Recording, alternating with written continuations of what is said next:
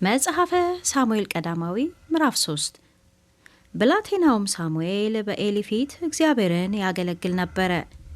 በዚያም ዘመን የእግዚአብሔር ቃል ብርቅ ነበረ፣ ራእይም አይገለጥም ነበር። በዚያም ዘመን እንዲህ ሆነ፣ የኤሊ ዓይኖች ማየት እስኪሳናቸው ድረስ መፍዘዝ ጀምረው ነበር። ኤሊም በስፍራው ተኝቶ ሳለ የእግዚአብሔርም መብራት ገና ሳይጠፋ ሳሙኤልም የእግዚአብሔር ታቦት ባለበት በእግዚአብሔር መቅደስ ተኝቶ ሳለ እግዚአብሔር ሳሙኤልን ጠራው። እርሱም እነሆኝ አለ። ወደ ኤሊም ሮጦ እነሆኝ የጠራኸኝ አለው። እርሱም አልጠራሁህም፣ ተመልሰህ ተኛ አለው። ሄዶም ተኛ። እግዚአብሔርም ደግሞ ሳሙኤል ሆይ ብሎ ጠራው። ሳሙኤልም ተነስቶ ወደ ኤሊ ሄደና እነሆኝ የጠራኸኝ አለ። እርሱም ልጄ ሆይ አልጠራሁህም፣ ተመልሰህ ተኛ ብሎ መለሰ። ሳሙኤል ግን ገና እግዚአብሔርን አላወቀም ነበር፣ የእግዚአብሔርም ቃል ገና አልተገለጠለትም ነበር።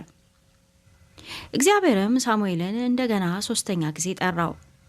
እርሱም ተነስቶ ወደ ኤሊ ሄደና እነሆኝ የጠራኸኝ አለ።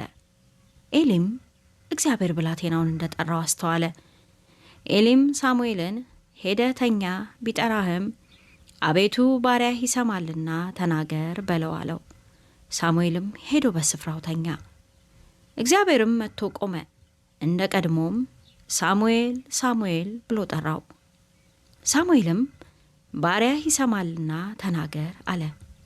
እግዚአብሔርም ሳሙኤልን አለው፣ እነሆ የሰማውን ሁሉ 2 ጆሮቹ ጭው የሚያደርግ አንድ ነገር በእስራኤል አደርጋለሁ። በዚያም ቀን በቤቱ ላይ የተናገርኩትን ሁሉ በኤሊ አወርዳለሁ፣ እኔም ጀምሬ ፈጽምበታለሁ። ልጆቹ የእርግማን ነገር እንዳደረጉ አውቆ አልከለከላቸውምና ስለ ኃጢአቱ በቤቱ ለዘላለም እንድፈርድ አስታውቀዋለሁ። ስለዚህም የኤሊ ቤት ኃጢአት በመሥዋዕትና በቁርባን ለዘላለም እንዳይሰረይለት ለኤሊ ቤት ምያለሁ። ሳሙኤልም እስኪነጋ ተኛ። ማልዶም ተነስቶ የእግዚአብሔርን ቤት ደጅ ከፈተ። ሳሙኤልም ራእዩን ለኤሊ መንገር ፈራ። ኤሊም ሳሙኤልን ጠርቶ ልጄ ሳሙኤል ሆይ አለ።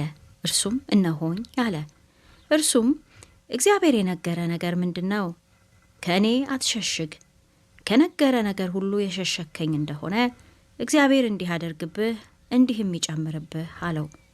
ሳሙኤልም ነገሩን ሁሉ ነገረው፣ አንዳችም አልሸሸገውም። ኤሊም እርሱ እግዚአብሔር ነው፣ ደስ ያሰኘውን ያደርግ አለ።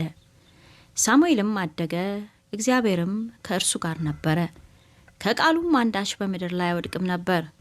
እስራኤልም ሁሉ ከዳን እስከ ቤርሳቤ ድረስ ሳሙኤል ለእግዚአብሔር ነቢይ ይሆን ዘንድ የታመነ እንደሆነ አወቀ።